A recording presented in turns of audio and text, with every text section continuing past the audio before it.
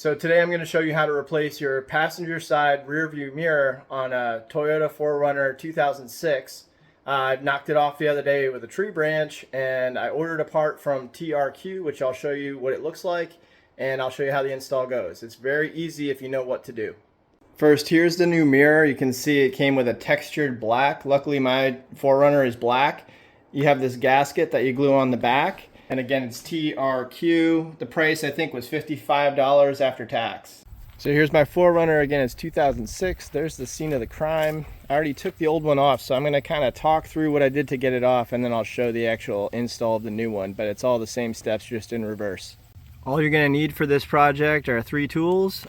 So this is a 10mm ratchet, a Phillips head screwdriver, and a flathead screwdriver. If you're smart, you're going to use a plastic coated one so you don't scratch up the paint. And there's all the parts that I removed and kept in a bag so I didn't lose something when I go to put everything back. So I'm just going to talk through what the steps were to get everything open. So the first thing I did was I took off this little triangle in the corner. That's kind of irrelevant. It doesn't actually, it just clips in. The next thing I did was I popped this out.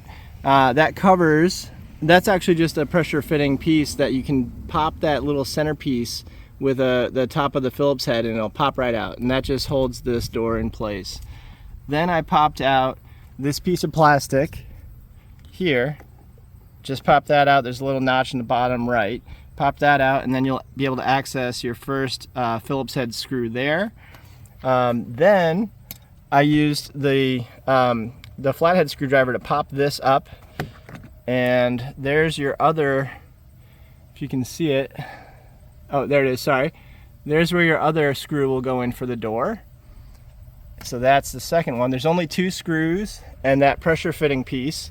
And then what you do is you put your flathead screwdriver, preferably plastic coated or rubber, underneath here, and you just start popping this door out. It just clips in place, so you pop that door out, and then once the bottom is loose, then you just lift with both hands at the bottom and you pop the whole assembly up. And it's got wiring attached to it, so you're not taking the whole thing off, but you just pop the whole thing up, and then you'll be able to get behind it, and then you can then access the 3 screws. One of them is accessible, but the other 2, and it's again a 10mm hex. So, and the actual mirror itself has 3 threaded parts to screw those onto.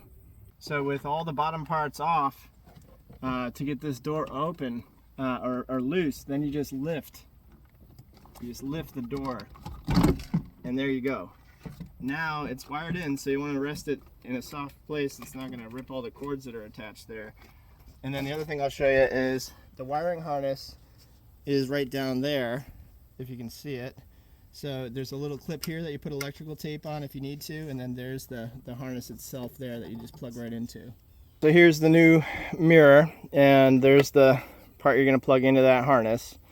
And then it comes with just 3 little plastic covers over the threaded parts. The only other part you have to do is put this gasket on.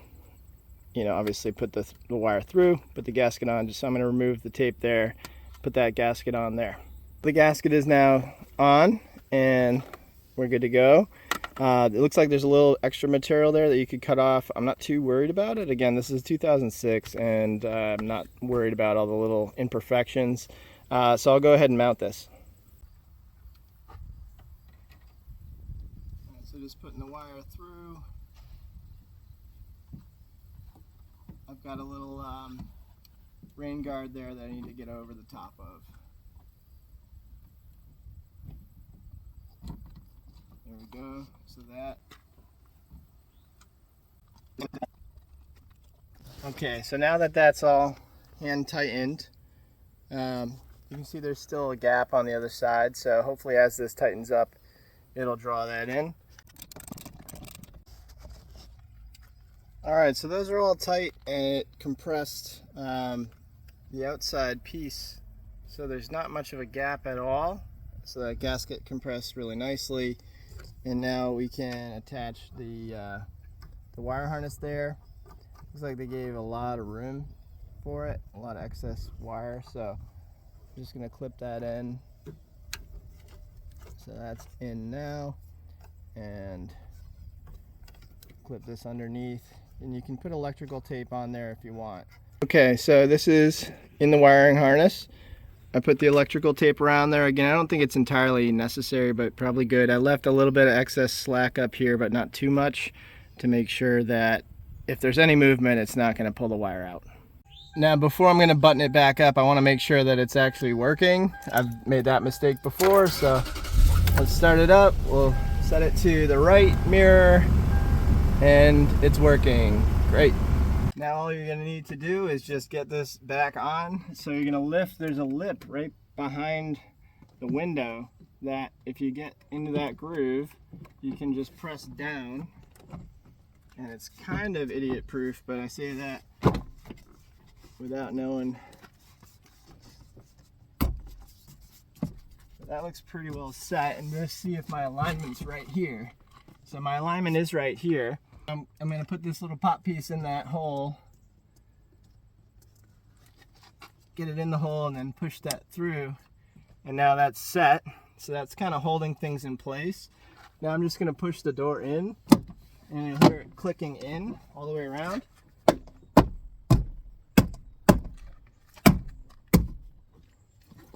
All right, so the door is now in, and now all you need to do is put your Phillips head screws back in.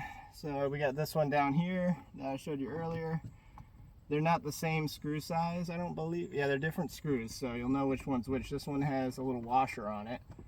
And just keep that pretty tight there. This one's going in here. Alignment all looks pretty good. All right, those are in. Now we've got our armrest. There's two big clips there. So that's in. Now we've got this little piece, hopefully goes in easy.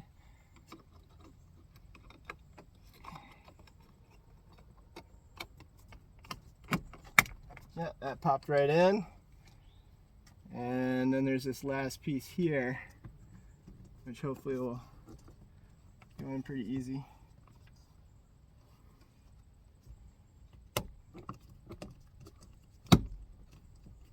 It looks like that actually guides that top part of the door to keep in place.